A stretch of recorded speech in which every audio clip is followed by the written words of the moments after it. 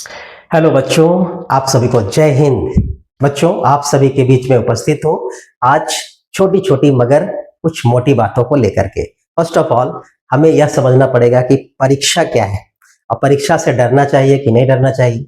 बहुत सारे बच्चे जो होते हैं परीक्षा का नाम सुन के डर जाते हैं, धौंस जाते हैं, भयभीत हो जाते हैं। तो ऐसे बच्चों के लिए मैं बताना चाहता हूँ कि परीक्षा से डरने की जरूरत नहीं, भयभीत होने की कोई आवश्यकता नहीं है। क्यों? कि परीक्षा हमको डराने के लिए नहीं आते बल्कि हमको हेल्प करने के लिए आती है। क्यों? कैसे हेल्प होता है परीक्षा से? तो भाई, परीक्षा हमें एक प्रमाण पत्र देता है कि हमने इतना पढ़ा, इतने साल तक पढ़ा, इतनी जानकारी हमारे पास थी। वो किसी किसी के पास अगर हम कहेंगे कि मैं इतना जानता हूँ, मैं इतना क्लास तक पढ़ा हूँ, तो कोई विश्वास तो करेगा नहीं। उन विश्वास कब करेगा? बोलेगा कि प्रमाण दिखाओ कि तुमने मैट्रिक पास कर लिया है, इंटर पास कर लिया है, या तुम कितना तेज था। तो भाई वही सर्टिफिकेट जो हमको मिलता है ना, जैक से या कोई भी बोर्ड से, उसी को हम लोग दिखा करके बता सकते हैं, वो प्रमाण पत्र है। इसलिए हमें उससे डरने या घबराने की आवश्यकता नहीं है। एक बात ध्यान रखना है कि परीक्षा जो लिया जाता है वो दूसरे की इच्छा पर डिपेंड रहता है, तो इसमें थोड़ी सी तैयारी करने की भी आवश्यकता है। ऐसा नहीं है कि एकदम डरना ही नहीं है। डरना इस बात को लेकर के है कि अगर गड़बड़ थोड़ी सी भी हुई तो वह हमें पूरा हमारा एक्सरे रिपोर्ट उसमें दर्ज हो जाएगा, जो कि हमारे भविष्य के लिए हानिकारक है। तो परीक्षा पास करना बहुत ही मुश्किल काम नहीं होता है। ऐसे पढ़ाई का कोई लिमिट नहीं है। पढ़ाई एक सागर की तरह है, महासागर की तरह है, लेकिन उसमें से हमें क्या पढ़ना है, कैसे पढ़ना है, कितना पढ़ना है, इसके लिए हमें रणनीति बनाने की जरूरत पड़ती है। और रणनीति बहुत सारे बच्चे खुद से बना लेते हैं, लेकिन बहुत सारे बच्चों को शिक्षकों के माध्यम से रणनीति तैयार करके दिया जाता है। शिक्षक उन्हें मदद करते हैं या बहुत सारे बच्चों के पेरेंट्स उन्हें मदद करते हैं, जिससे वे सही मार्गदर्शन और सही रणनीति बना करके बड़े से बड़े एग्जाम को क्रैक कर सकते हैं, पास कर जाते हैं। तो यहाँ पर बहुत ज्यादा पढ़ने की जरूरत नहीं है, लेकिन एक बहुत ही अच्छा रणनीति और कंसिस्टेंसी होना बहुत ही जरूरी है। लगातार पढ़िए, थोड़ा थोड़ा ही पढ़िए, लेकिन लगातार पढ़िए और रणनीति सही होना चाहिए। तो मैं बात करूंगा आज मैट्रिक बोर्ड से रिलेटेड बातें। मैट्रिक बोर्ड का परीक्षा पास करना बहुत ही आसान है। सबसे पहले आप जान लीजिए कि उसमें क्या है कि आपको कुल मिलाकर के 4 तरह के प्रश्न पूछते हैं। एक प्रश्न होता है मल्टीपल चॉइस क्वेश्चंस, यानी कि बहुवैकल्पिक प्रश्न। वो 30 क्वेश्चंस उसमें होते हैं। तो 30 क्वेश्चंस में अगर आप 10 से 20 क्वेश्चन भी सही कर लेते हैं तो ऐसे ही आपके पास 20 नंबर आ गया।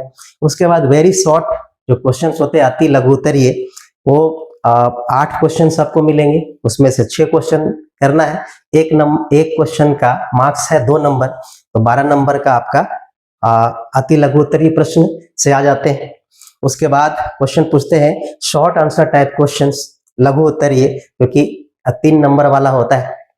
इसमें भी कुल 8 प्रश्न रहेंगे, उसमें से 6 प्रश्न को लिखना है।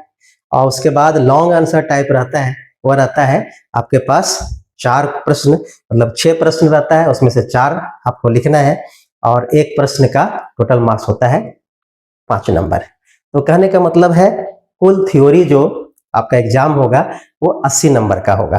तो मान लिया जाए मैथ्स का हम एग्जाम्पल दे रहे हैं, तो मैथ्स में 80 नंबर का रिटेन होगा और 20 नंबर आपको डायरेक्ट स्कूल से मिल जाएंगे। तो 20 नंबर कैसे मिलेंगे? तो उसके लिए आपका स्कूल में ओवरऑल आपका पूरा परफॉर्मेंस देखा जाएगा।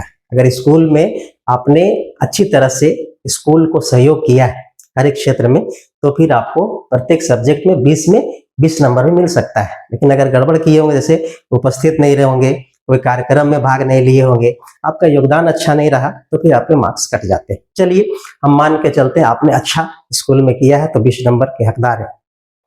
मान लिया मैथ्स में आपको 20 नंबर डायरेक्ट मिल जाता है, कहाँ से?